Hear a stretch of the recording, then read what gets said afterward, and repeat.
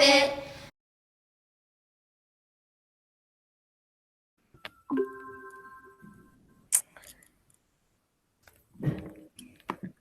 Hello and welcome to the first episode of the Moffet Tattle-Tale 2021 podcast. I am David Torres. And I'm Brandon Way. And today we have a special guest for our first episode. Our special guest today is Miss Scarlette McCahill, who works in human resources for the Barnes Foundation. Welcome, Miss McCahill, and thank you for being a part of the Moffet Tattle-Tale podcast. Thanks for having me. Great to be here with you, Brandon and David. Thanks. Can you please tell our guests a little about the Barnes Foundation? Sure. The Barnes Foundation is in Philadelphia, and we are an art museum, and we're special in a couple ways. The first way is that we have all kinds of cool art from across time and space. So art that is 100 years old and art that is hundreds and hundreds of years old from right here in Pennsylvania and even really far away, like Africa and Egypt and Europe, countries like France and Italy. And we put all those artworks all together and we squish them all up onto a wall so that we can help the art talk to each other and even tell jokes to each other. So that helps all of us think about how we can make art ourselves and think about how we can learn from the artists in the past. What were they trying to tell us in their artwork? So it's a very fun place to work and very beautiful also. What exactly does your job entail and what made you find the museum? Wow, David, good question. My job is to take care of all the staff at the Barnes and help them do their jobs well. So I help the teachers teach about the artwork. I help the IT, what we call technologists, like all of you and Mr. Domino. We love technology. We even have virtual reality headsets. So if you can't come to the art museum one day, we could bring the art museum to you. So I help everyone who has a specialty superpower do their superpower and have fun and be safe and be good teammates together. And I started working here at this museum because in our museum, we really care about making it a welcoming place for everyone. And I don't know about you, but lots of museums can be for old people. And we want our museum to be fun for everyone, including old people, but not just old people. So maybe you all will come sometime. You'll have to get with Mr. Domino and Miss Booth to see if you all could visit. Mm-hmm. So you all will talk about that after the podcast, I bet. Mm-hmm. Good question, David. So Miss McCahill, did you have to study anything specific in college university before your career? Good thing you asked. Yes. I have a virtual background, and I know this is a podcast where people can't see, but I'm holding up a certificate for you all to see that I had to get special training in HR. That means human resources, helping people work together as a team at work. Even grown-ups need help to be good teammates sometimes, just like how you all work at school, to be good friends to each other and work together when you're learning. So I got extra work with that. And before I worked in HR, I was a teacher, just like Mr. Domino. And we were even teachers together. That's how I got this fun invitation to visit with you. So Brandon, a little bit of teacher and a little bit of helping grown-ups is how I got this job. Mm-hmm. So how many years did it take to get your degree? Well, it took me 4 years to go to college. It took me 2 more years to go to college again. And it took me 1 more year to go to college again. Your audience is looking at me like, what? That was after I finished high school. So you can tell I like school. I like learning new things. Was it ever troubling or stressful for you? How did you deal with that? What a thoughtful question. Yeah, sometimes things are stressful, right? When we have a lot of assignments, when we have things to do at home and things to do at work and at school. I had to stay very organized. I make a lot of lists, and I try to have fun, just like Noah. I try to have a really good time along the way, and look for the positivity. Okay. David? What do you major in? Do you have multiple degrees? I have a degree in philosophy. That means thinking deeply about ideas and people and the world. And I also studied political science, like our government, like our schools, like people who take care of us in our day-to-day work. I have a degree in education and a degree in leadership, and trying to support others like you all to be leaders, and always to be growing and learning myself too. Going back to the barns, how long have you been working there? I worked at the Barnes almost 2 years, but David, I'll tell you this, the Barnes has been in Philadelphia, in this area, in and around Philadelphia for 100 years. And if you could believe it, my grandpa worked at the Barnes. He was the person who raked the leaves, and he took art classes, and he told my dad the art classes were so cool. And then my dad told me, hey, this is a beautiful place. And somehow, believe it or not, it's a small world. Eventually, I even got a job here. So 2 years, David, but I think there was more to it behind the scenes, this longer story too. Good question. That is amazing. So, what attracted you to work from the Barnes Foundation? I like art and I like people. I want you all to be able to come and visit the museum. I want you to have fun. I want you to decide, ooh, I like that artwork, but not that one. I think the artist was trying to say this or that. I want you all to come see the jokes. We have paintings that talk to sculptures, and sculptures that that can even share some of the story. Like, what's the artist trying to say in one piece of art or another? We even use things that you might study in math, like symmetry, like line, shape, color. And we use that to make sure that not just someone with a lot of college degrees can enjoy art. All of us can enjoy some artwork. I hope Mr. Domino takes you on our website, on our Deep Zoom. That's what it's called. Mr. Domino, you'll love this tool. It's called Deep Zoom, and it's a 3D image that you can go everywhere inside the art gallery, and you can go all the way up close to the art, even more close that you could go in real life, and check out every single detail that the artist put in the painting or the drawing or the sculpture. And you might say, I could do that too. And you might be the next amazing artist. David? Can you please tell us how Albert Barnes was able to make the Barnes Foundation what it is today? I sure can. Dr. Barnes was a scientist. He went to Central High School right here in Philly. You all might know someone who went to Central High School. He went there a long time ago, and he loved science, and he invented a medicine. The medicine was called Ardrol. It helps our eyes to be healthy, even when we're little itty bitty babies. So he made this super medicine for babies, and he got really rich, and he spent his money on artwork. He spent his money on art that people back then thought was weird, and they thought artwork should look very much like real life. And Dr. Barnes thought, no, art is the more different it is, the more colors, the more shapes, the more creative it is.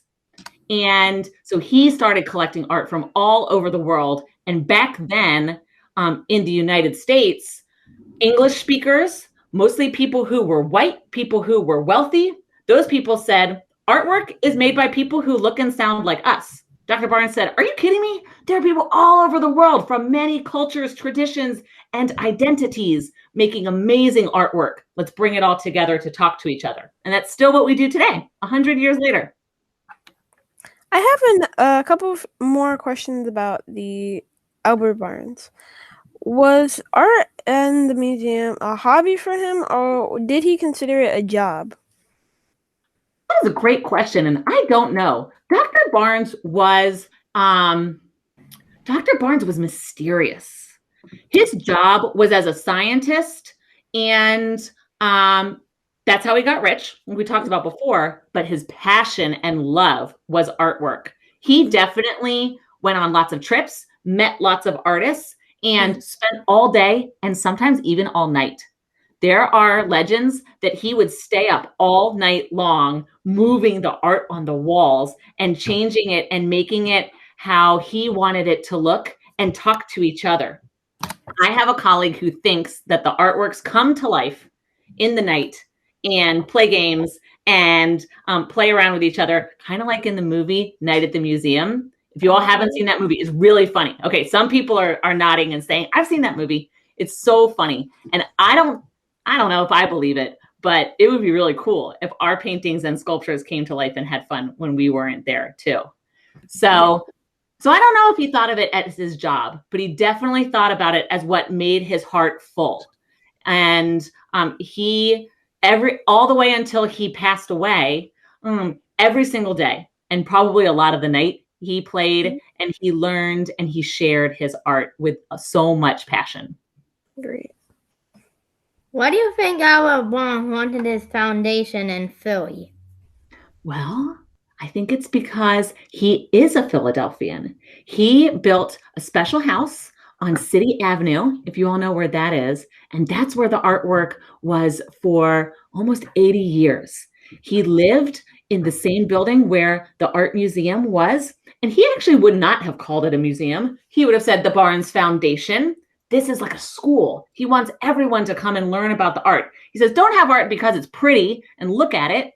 He says, look at art to say, what can I learn about what the artist wanted? How can I enjoy it myself?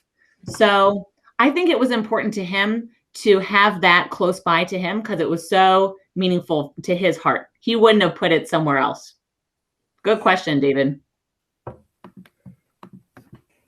Did Albert Barnes live his whole life in Philly, or did he grow up somewhere else? He grew up right here. I don't know if you know anyone who lives down Southwest. That's where Dr. Barnes was. That's where he lived when he was a kid, and he moved to City Ave area once he was an adult. He got married, and he built a beautiful house, the beautiful foundation where he keeps his artwork, and a beautiful garden to go with it. And now St. Joseph's University take care of that place, and they're going to put the college students' artwork there while we all enjoy Dr. Barnes' artwork downtown on the Parkway. Y'all come around at 20th and the Parkway, and we could have a great time. And families can come. There's even a free day every month where we say, hey, kids especially, come over, see the artwork, and have a good time. That's an awesome time to visit if you all haven't visited before. Why do you think Albert Barnes wanted to educate his workers about arts? Oh my goodness. Great point. So Brandon, let me fill everyone else in. His first students were people who worked for him. Remember he had that invention with the eye medicine? His eye medicine had to be made by someone. So he had a factory here in Philly, and they got so good. Remember teamwork? They got so good as a team making their medicine that they had extra time in their workday, kind of like if you ever get extra time in your school day to play a game or do an extension.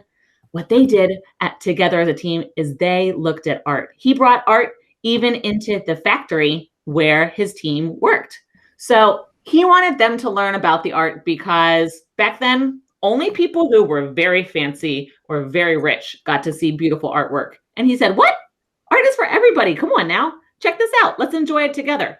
And so that was important to him. And he shared with the people who were close to him, like my grandpa.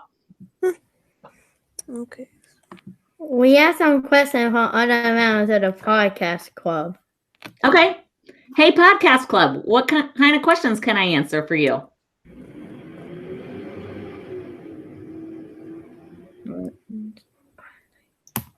Reynaldo, what's up? Unmute and Tell us what you're thinking. How old do you think you'll be until you stop working at the Barnes Foundation? Great question. Right now, I'm 36 years old. So I think that I will probably work at the Barnes Foundation until I'm maybe 360. Wait a minute. That can't be right. Oh, God. I don't know, but Reynaldo, there's a lot of art in the world. So I don't think that we'll get done showing and sharing and learning about the art anytime soon. So I think I'll probably work here a good long while. And hopefully you'll come and visit too. And maybe you'll bring Jada Lee or others so that they can enjoy the art too. Thanks for asking. Jada Lee, what's your question? So my question is, do you think that art is something that certain people should think about? Because some people think that it's like just a painting, but a lot of people think that it actually speaks. What's your opinion? Do you think that it actually would speak? I love that question. Jada Lee, I want to know your answer. What do you think? Is art something like some people are so talented to draw and paint? I'm not. I like to draw and paint, but what I make is it's okay. It's more fun to make, but at the end, I'm usually not so excited about what I made. What do you think? I think that, to me, it's kind of like how when you're reading and you look at a picture, even if it doesn't have words, you can still get words from the picture. So I think that a painting could talk. I love that. I think you're describing imagery, right? When we see a picture on a page or in front of us, or even inside our minds, when we see an image, we can tell ourselves a whole story about what we see. And definitely a painting or a sculpture or a drawing can do that too. And something I really like about looking at other people's art, especially when I don't know what they mean, is I can say, wait a minute, I can tell my own story and I can decide what this art means to me. So Jada Lee, I found that that's a very mature question. I love the thoughtfulness to say, and I hope you are thinking about yourself as an artist too. I would love to know if there's anyone who makes their own art who is a part of this group. I see a painting. Oh my goodness. I definitely want to see more. And I want to hear a little bit more. Tell me your name, Miss Rodriguez. Ooh. Anija.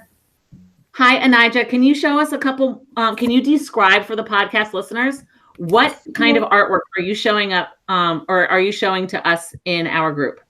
So I like painting because it gets stuff off my mind.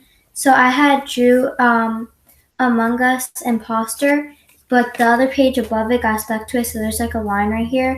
And then I also got bored for this one, and I drew this. That's a beautiful, is that a sunrise or a sunset? We're seeing a beautiful orange and yellow and blue ocean scene. And, you know, the sun looks similar when it's coming up and coming down. Which one is it in this painting? It's going down when people sit at the beach and they're just looking at the sunset. I love that beautiful imagery. Like Jada Lee was telling us, a painting can tell us a story. Like I just got warm and happy and relaxed. I love how art can change our feelings. Beautiful. I hope you continue painting. Are there any other artists in this group? So, hey Namaya, what kind of art do you make?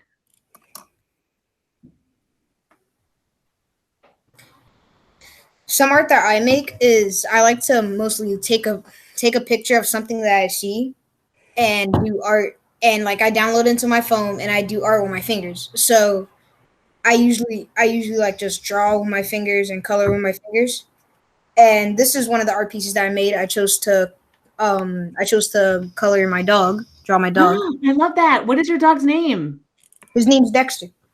Hey, cool. Go Dexter. That's cool. So your art sounds like it's multimedia, right? It's part digital and it's part from your own drawing. So I love how you're putting different parts of who you are and even your family, like Dexter. Can you show us some more? This is another part that I made. I like to do something called mixed art, where you take a whole bunch of different types of drawings and put it all inside one drawing. And then I also chose to draw my nickname art. Tell us in your it nickname. while doing- My nickname is Nemo the Kid. Okay. And so I drew that in the middle while doing mixed art around it. I love that. I love that. That is awesome. See, now I got to take down my virtual background and show y'all a little bit of the art that I made. And Mr. Domino, you'll have to tell us when you say, okay, it's going to be time to stop. But I love seeing, is there anyone else who has any art that they would want to show or describe? Jada Lee, what you got? So I didn't actually make this. My mom did. She actually made it for me. Okay. It's like it's a picture from a show. It's called Sailor Moon, and there's this cat with like the crescent of the moon on Yes. its forehead. So my mom actually tried to make it exactly the same as in the corner where she made it. She's awesome. Jada My Lee, mom- what do you like about this cat? Why do you think your mom chose to draw this for you instead of something else? I think my mom chose to do this cat because in the show the cat's very like the cat's very smart and the cat's very loyal, and I think that represents my mom because I think my mom is very loyal and I think that my mom is honest. So I would say that this would kind of represent like the way that my mom is. Well, and since your mom chose to give that drawing to you, it sounds to me like she might think that you share those qualities with the cat too. So I love that. I love that. Okay, I'm going to turn off my background so that you all can see a really big painting that I made. Well, do you want to see it? Do you want to see a big painting? Okay. Hold that thought. I did not make those paintings, but y'all got me fired up that I'll show you a really giant, humongous, big, huge painting.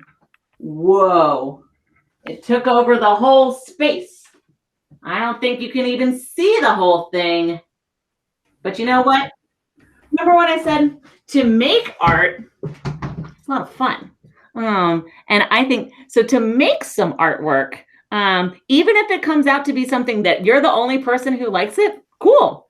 My friend made this sunset, and it reminds me of the sunset that we were just talking about. So I love that there are so many artists and creative people in this group. I am very inspired by all of you creating your own artwork. Yes, there's another one. I love this. And I hope that you all encourage each other, right? Sometimes sharing and showing your art to others can be a little scary, right? You say, are other people going to like this? Am I the only person who likes this? So I love that you all are hopefully encouraging each other to enjoy your artwork together and to share good shows like Sailor Moon. Sounds And great. real quickly, how is the bonds affected by COVID? Oh, I love that question. David, many places are closed or many places are quieter than usual while we're being safe because of COVID. So at the Barnes Foundation, we actually, we bought and learned how to use robots. I know that no one saw that coming. We got these very friendly robots called Temmie, and Temmie helps us know where are our visitors. We don't want to have any crowded places where a person can't use their social distancing to stay safe right now. So Temmie talks to our customers and scans our receipts using a QR code. I know some of you use those on your phone, and helps us to have a nice, open, welcome, peaceful, beautiful place for folks to visit. But that just means we have to say, come with a reservation instead of coming whenever you want. So Noah, you're right. Robots can do a lot. And Temmie is a very cute, silly robot with a silly robot voice. But you'll have to come and visit if you want to hear the robot voice. Good question, David. Okay, well, we're just about out of time for this episode. Can you tell our audience where they can go to see the Barnes and follow it online? Absolutely. We are available 24/7, 365 online at www.barnesfoundation.org. And we are IRL in real life at 21st and the Ben Franklin Parkway downtown in Philadelphia. We would love to see you and yours, people from near and far, come and enjoy our artwork. come and be inspired and bring your sketchbook even to create your own art in response to the beautiful pieces you see here. Brandon, David, Mr. Domino, and your whole club, it is so terrific to have gotten to share a little bit about the Barnes Foundation with you all this afternoon. And I can't wait to see and hear more about the great successes of your podcast. Congratulations and thanks for having me. Thank you for being our guest today. We appreciate it. Come back anytime. Awesome. Thanks, everybody. Have a great afternoon. Great job. Well, that's been all of the Moffet Tattle-Tale podcast. See you all on another planet. Don't forget to follow us on social media at Sean Moffett Elementary and visit our site at philasd.org/Moffett to figure out when the next episode of the Moffet Tattle-Tale goes up. See you all next time. We always try to do our best for Moffett School tops all the rest. We're very proud to shout out loud the name of our school, John